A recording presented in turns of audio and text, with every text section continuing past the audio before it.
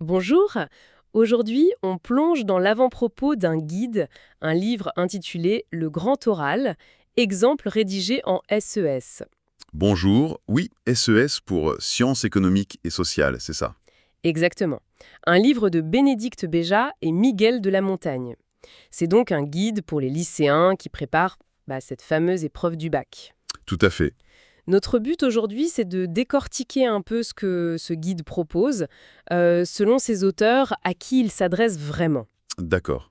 Et d'ailleurs, dès le début, l'avant-propos cite la note de service officielle, celle de juin 2024. Ah oui, c'est important ça.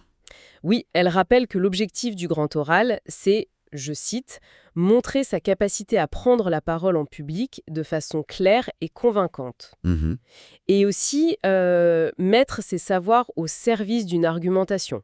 C'est pas rien comme programme, hein. Non, c'est clair. C'est un vrai exercice. Et ce que dit l'avant-propos, c'est que le livre a une approche très structurée pour y arriver. Structuré, c'est-à-dire. Il promet par exemple 3 exemples complets qui sont commentés. Il décortique aussi les stratégies pour argumenter. Ah oui. Oui. Et il propose un accompagnement pour maîtriser cette parole argumentée. Donc ça colle pile aux critères d'évaluation de la grille officielle. D'accord, donc c'est très ciblé sur les attentes du jury, en fait. C'est ça. Et l'idée forte qui ressort, c'est que le grand oral, attention, c'est ni une récitation apprise par cœur, Oui, ça sonnerait faux. voilà, ni non plus une impro totale, ce qui serait un peu casse-gueule, disons. D'accord. Les auteurs y parlent d'une prise de parole structurée, personnelle et interactive.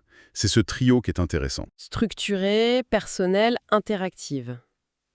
D'accord. Alors, si on prend le côté structuré, concrètement, l'élève y trouve quoi dans ce livre pour bâtir ça? Alors, le texte liste plusieurs choses. Déjà, de l'aide pour choisir une bonne question, une question pertinente qui soit liée au programme de SES.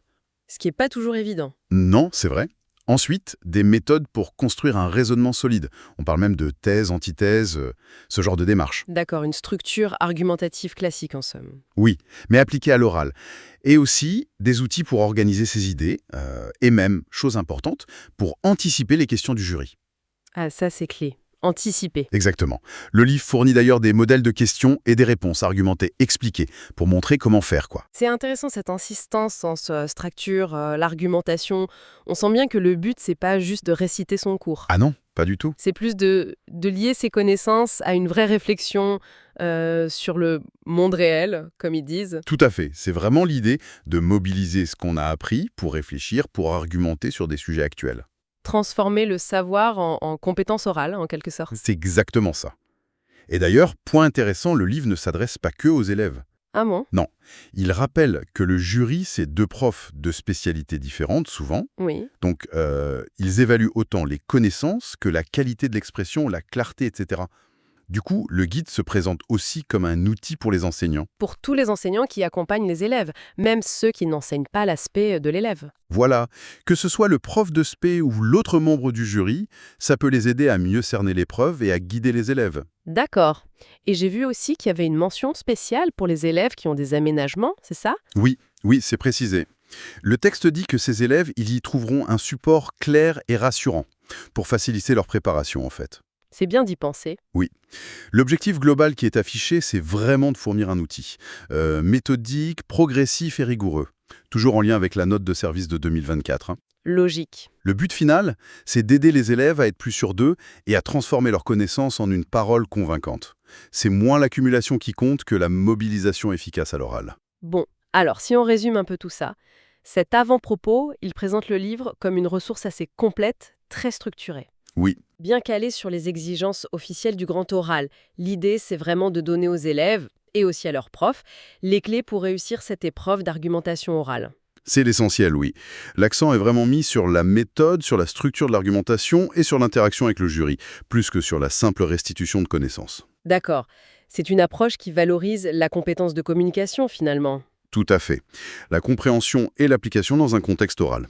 Et pour finir, peut-être une question un peu plus large, au-delà de cet examen du grand oral, quelle place on donne aujourd'hui, dans la vie de tous les jours, dans la vie pro, à cette capacité à structurer sa pensée, à la défendre clairement, à convaincre? C'est une excellente question. C'est une compétence qui sert bien au-delà du lycée, j'imagine. Ah oui, sans aucun doute.